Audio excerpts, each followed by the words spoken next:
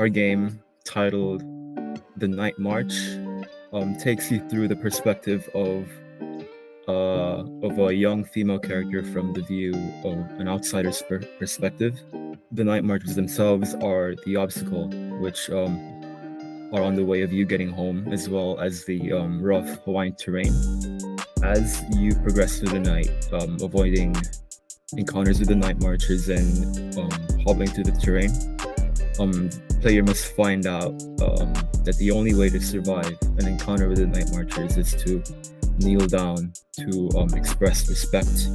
The main mechanic was the kneeling mechanic, and basically as the night marchers are walking past, the player is supposed to kneel out of respect.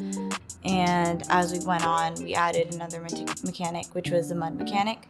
And basically, as the player is going down, slipping through the mud, you can't kneel or jump, so it makes the game a little bit more difficult and engaging. For a few weeks, it was difficult to get a game that had a scene in it that I could work on, but I was able to get around that by finding and inserting code into other projects or temporary projects that I could then translate over to the final build once I had a working version of the game. What I like about game development is seeing the start of where we come from versus the end.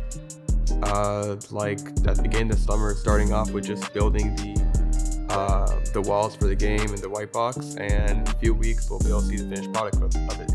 We pursued this game because there's not really any games portraying the Hawaiian culture, and we wanted to be the first. We just wanted to share a very interesting story from Hawaiian culture, the Night Marchers.